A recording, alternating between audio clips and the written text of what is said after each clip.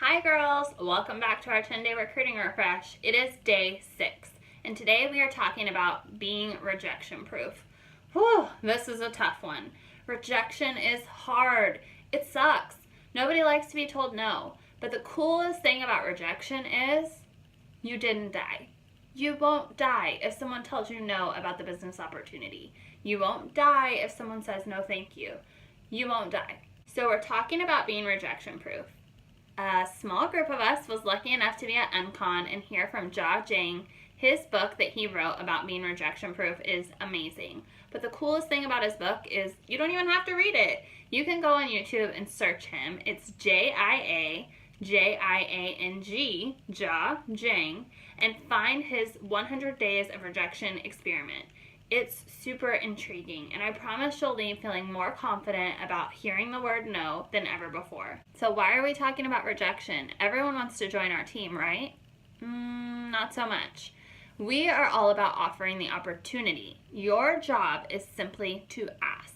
Your job is simply to offer. Their job is to make the decision about if and when Posh fits best into their life and how that looks. For some people, they will be your best customer forever, and they will never ever join. And that's okay. We need customers. Other people are going to take a really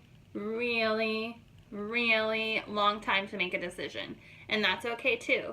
Some of my best team members watched me for years before they joined my team, and everything happens in perfect timing. But you do want to make sure that you are continuously following up and building that relationship more than anything else, so that when the time is right and they're ready to ask you about it, you're ready to help them join.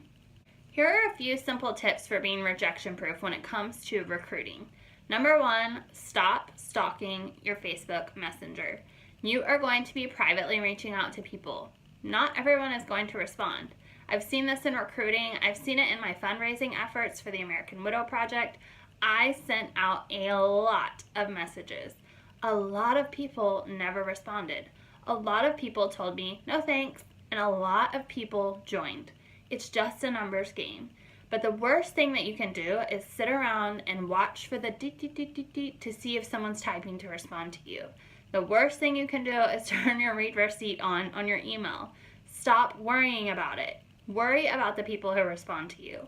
If you reach out to 30 people this month, 10 people ignore you, 10 people say no thank you, 5 people say maybe, and 5 people say yes, why are you worried about the 10 who ignored you and the 10 who said no thank you? You've got 5 maybes and 5 yeses. So retrain your brain to always look for the silver lining. Focus on the positive. Focus on the people who did respond. Open those doors farther and stop sitting around and watching the doors that are currently shut. Another tip for being rejection proof is identifying your fear. What are you scared of? Are you scared of being the annoying, pushy, direct salesperson? Be confident that you're not that person. If you are reaching out to someone because you genuinely think they would be great at it and they tell you no thank you, oh well, move on. You paid them a genuine compliment because you really think that Posh could benefit their life. If it's not the right time or the right fit for them, that's okay. You did nothing wrong by offering it to them. Now, if you call them every single day for the next 20 days straight, you're the annoying, pushy, direct sales girl. But if you follow the system we've been talking about, you're not. So get over that fear and let it go. Have you ever thought that maybe you're scared of being successful? I'll tell you one of my stories. I was scared of running out of people. I thought that if I went through my entire list and I talked to every single person, that I would run out of people, and then what? I always felt a little bit safer and a little bit more secure having that list in my back pocket. And honestly, I can still be like that sometimes. Don't pace yourself. Don't stop. Keep pushing. I promise you will come across yeses. Have you ever heard the age-old thing of shoot for 100 no's? It's pretty hard to do. If you reach out to people and you get 100 no's in a row, we might need to talk about how you're talking to them because it's almost impossible. Recruiting is a numbers game. It's all about the math. 10% are going to most likely be interested, so you've got to think backwards. If you're looking for 3 new team members this month, you need to be reaching out to at least 30 people. 40 to 50 would probably be more ideal to help your statistics and your math. It's all about your mindset. Not to get too hippy-dippy on you, but you've got to go into it thinking confidence. You have to think that you have something of value to offer. You have to be more excited than you are scared. You have to be confident in Posh and in yourself as a leader. If you spend every day thinking that nobody wants to join your team and nobody likes direct sales and nobody loves Posh, you're going to manifest that in your own life. This is truly a time when you have to be confident. So reach deep down inside, get rid of all the fear, get rid of all the rejection, get rid of all the anxiety, and just push it aside. Push through. There is nothing better than making yourself do something that you were scared of and coming out alive on the other side.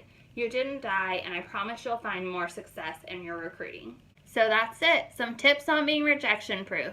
If you'd like to read more, I'll make sure to link the book that we heard about at Uncon from Jaw. He has so much content online. I'm telling you, go search him on YouTube. You'll love it. But in the meantime, I want you to write down 3 things that you're scared of. What scares you about this process? What scares you about team building? What scares you about asking? Who are you scared of? Maybe there's that one girl on your dream team list that's really, really scary to talk to. Write it down on a piece of paper, then rip it up and throw it in the trash, because you have to move past it. If I could climb through the camera and help you not be scared, I would. But I still have my own days where I'm more scared than I am excited. But I have to psych myself up and remember that it's simply my job to offer. I'm doing my job when I offer the opportunity, when I offer the information, when I follow up, and when I build that relationship. The results will come. See you tomorrow.